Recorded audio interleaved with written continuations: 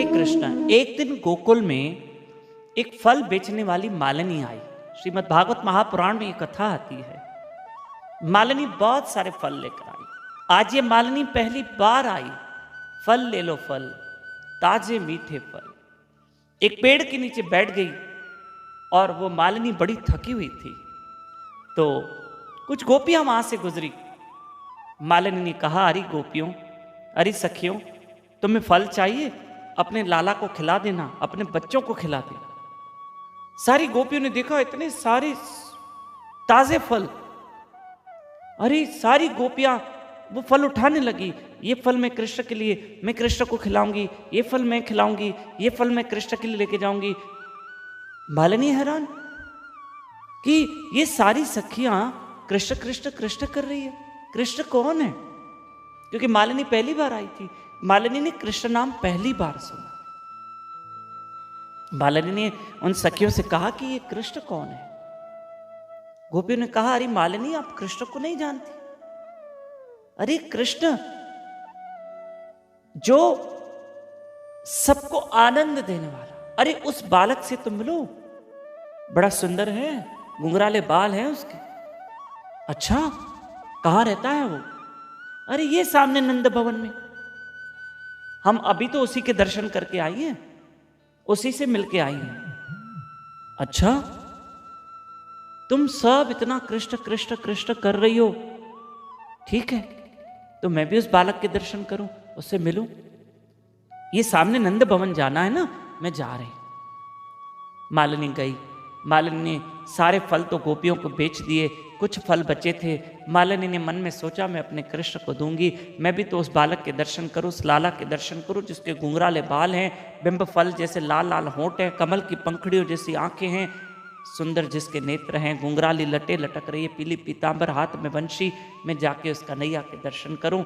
मालिनी उस नंद भवन के चक्कर काटते काटते काटते बेचारी थक गई, बैठ गई। और जो वो फल बेच रही थी ना, फल ले लो फल, ताजे मीठे फल, वो भूल गई। कृष्ण कृष्ण कृष्ण कृष्ण कृष्ण कृष्ण कृष्ण, बस कृष्ण कृष्ण करते करते आंख से आंसू बह रहे हैं। अब नाम से ही देखो, अभी उसने कृष्ण के दर्शन नहीं किए, उसने पहले नाम जपा है। मालिनी उस नंद भवन के चक्कर काट रही है, नाम जप रही है, कृष्ण को याद कर रही है। और कृष्ण को याद करते करते करते करते देखो उसको कृष्ण के दर्शन हो गए।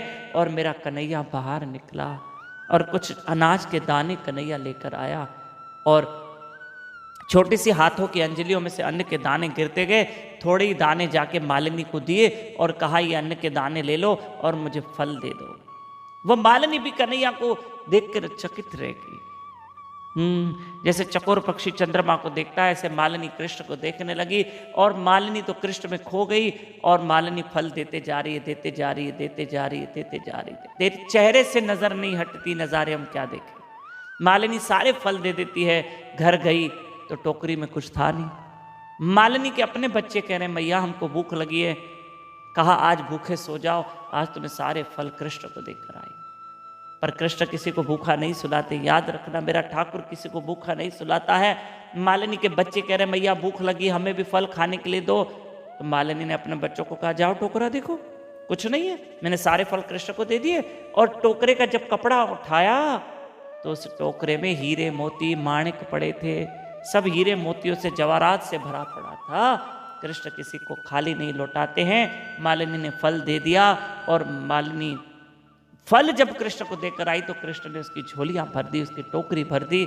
आप भी जब कृष्ण को अपने हम कर्म के फल कृष्ण को अर्पण करते हैं तो कृष्ण भी हमें अपनी भक्ति से मालामाल कर देते हैं।